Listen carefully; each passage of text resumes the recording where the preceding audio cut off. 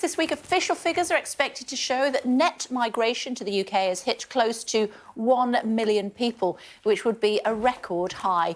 It could spell further difficulty for the Home Secretary, Suella Braverman, who's having a bit of a week of it already, and it's only Tuesday. Chair of the Migration Advisory Committee, that's Professor Brian Bell, is with us. Hi, Professor, it's good to see you. Thanks for joining us on the programme this morning. Kit Malthouse, formerly a minister, of course, he tweeted yesterday saying, students shouldn't be included in net migration figures because they help the economy. Where do you stand on that? I think that's a slightly odd perspective. Workers help the UK economy. We include those in the statistics. The statistics are calculated by the Office of National Statistics using international standards. It's probably best not to fiddle around with how we calculate statistics. How do we calculate the statistics? So essentially, any migrant who we expect, when they arrive, we expect them to stay here for a year or longer, gets counted and in the net migration statistics, and any migrant who comes with an expectation they'll be here for less than a year don't get included. OK. What about people who come on small boats? Well, if they apply for asylum, then they'll be counted because asylum applicants are expected to stay for longer than a year. So, yeah. So that means that most people who come over on a small boat are counted in these figures? They should be. But they're only a tiny percentage Absolutely. Of what the figure is? Yep. So what do you expect the figure to be?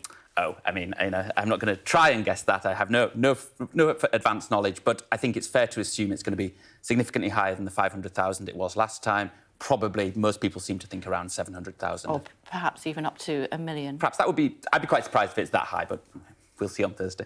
OK.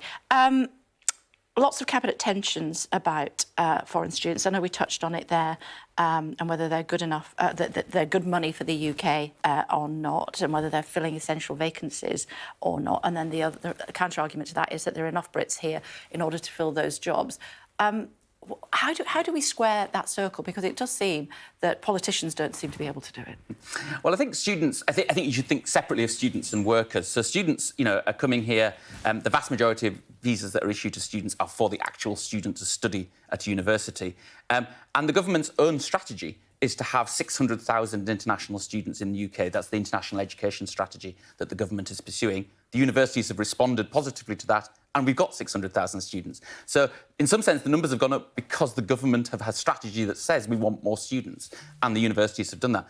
And the evidence is absolutely clear. The advantage to the UK economy, but also to the educational experience of British students, is positive when you have international students in the classroom. But we're an overcrowded little island, is what some people would say. Well, that's a question about how big the population should be. And, in some sense, that's a perfectly legitimate discussion to have. There doesn't seem to be much sense about that discussion. I mean, what is the right population for the UK? Well, David Cameron, some time ago, told us when he was in power that he wanted it to be down into the tens of thousands net migration. We're up to potentially 1 million. That's right. I mean, of course, the government doesn't formally have anymore an objective for net migration, so that number no longer exists as a policy. Of course, they never achieved that. All the way through the 2010s, net migration was around 200 to 250,000. It probably doesn't help to announce what an objective is for government and then consistently fail to hit it, because I suspect that's what makes the public think that there's no control of immigration. This number will come down, though, won't it? I mean, we have a lot of people who've come in from Hong Kong, quite rightly, because of the situation there, Ukraine as well, Afghanistan. Yeah, so absolutely. So mechanically, the number will come down over time. And actually, most people don't think that there's been any fundamental change in the long-run number of net migrants who come to the UK.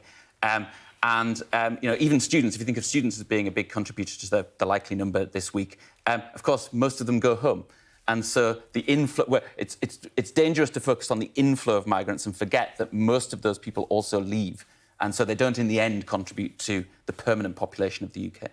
Do you think that... Oh, let me put it a different way. Which of the measures that the government is putting in place at the moment and presently using are effective in controlling migration?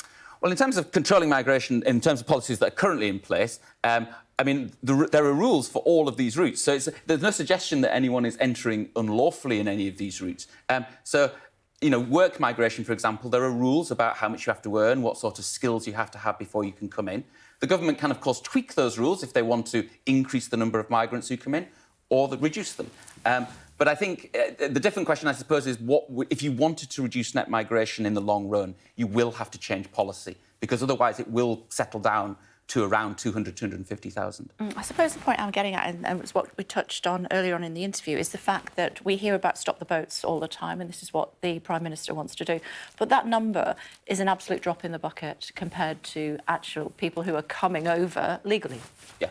Well, at the moment, the government hasn't said what it wants net migration to be. So if it is comfortable with net migration in the long run being about 250,000, then it probably doesn't need to change policy at all, and it just needs to recognise that the temporary factors we've talked about are causing an increase at the moment, but that will slowly fade away.